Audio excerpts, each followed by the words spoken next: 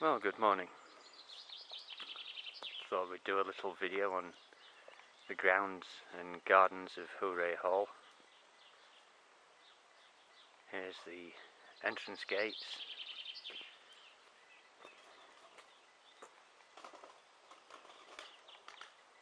Oops, I startled a wood pigeon. Slow pan round now to the bottom lawn and the lime hedge, which in a couple of months will be a solid wall of green.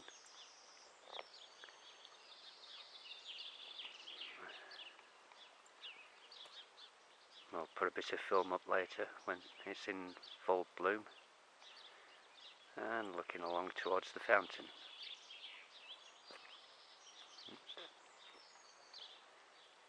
And now into the courtyard and the library end of the house. Here we are looking along the bottom lawn towards the barn conversion and the little cherub on the fountain. It'll turn round now. Sun will be in our eyes in a moment. And here we go. The old pigsty, Andy's cottage.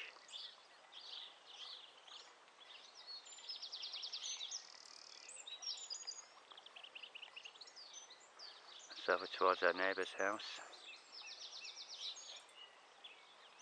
And behind the clematis hedge is the old orchard, my little patch.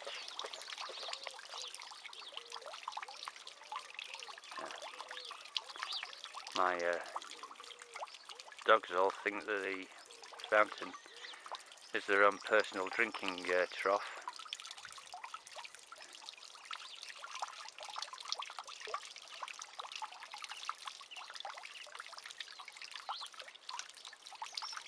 This weighs a ton. I had to demolish it all up in Yorkshire and bring it down here with us and rebuild it all when we moved a few years ago.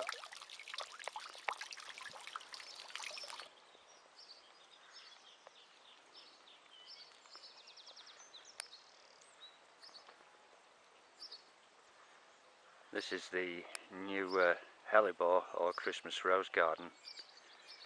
Last autumn we dug all the shrubs out and replanted it with roses, hellebores and plumbago. It's only been in a few months, so this summer we'll see it take off hopefully. A lot more weeding to do now.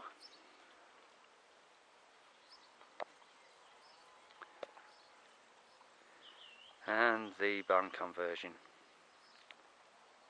which took a full 12 months for 3 of us to do the conversion on it, including mixing about 17 tons of concrete by hand for the floors.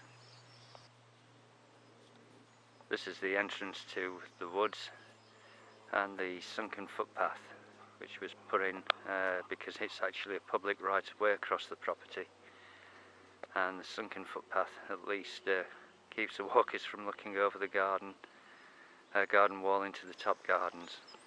We're a little bit against the sunlight here, but this is the long bottom hedge, which takes me about 2 weeks to cut by hand every autumn.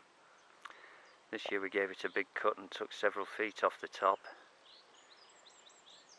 Cutting the hedge isn't the problem, it's burning all the clippings off afterwards. And the tennis court. Oops. Take another shot in a minute, looking the other way. And this is round above the fencing to the top garden and the wildlife pond. We'll go up there in a bit. I have a lot of bankings here, especially this round bank. It's difficult to mow with the pedestrian mower. I always leave that job till the last part of the day.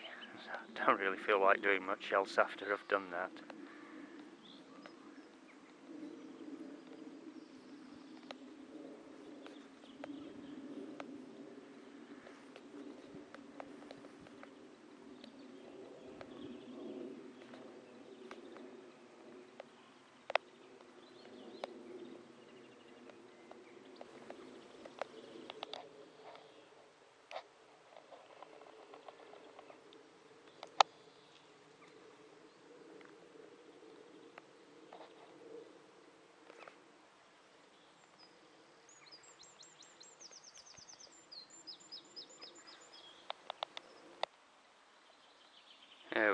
I'll look at the top corner of the woods now.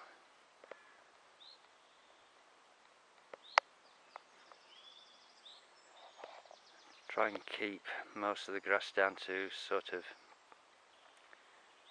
paddock length.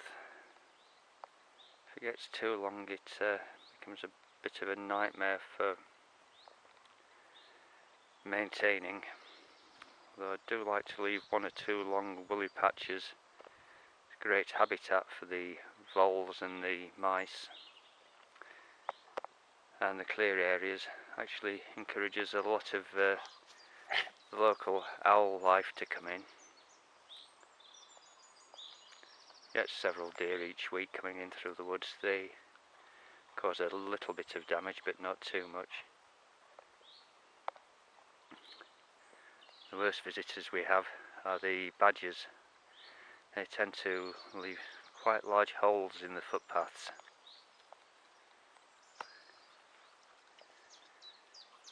Oops. Excuse me, I just called the dog out. Flash, come on. Come on, lad.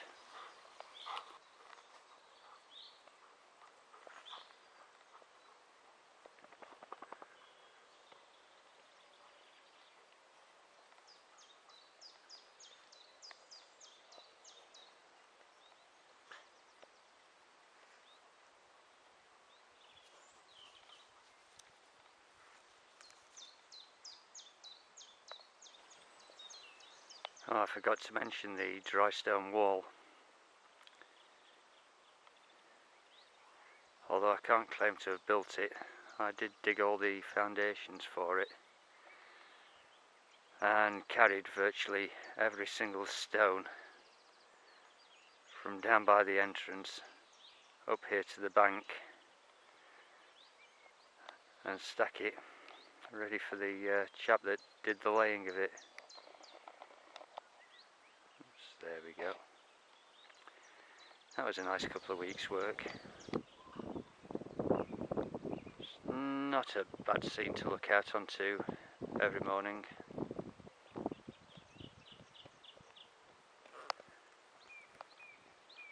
Virtually everything you can see here from my position to the horizon is our neighbour's land, the Fod Scrotums.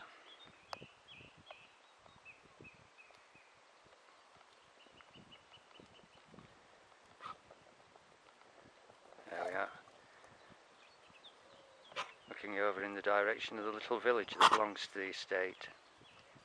Can't see it from here, it's just down in the dip. Oh, and if we turn back, and the trees on the top of the hill, if you go down into the next little dip at the back, is where the original river cottage used to be. Hugh Fernley Eating Hall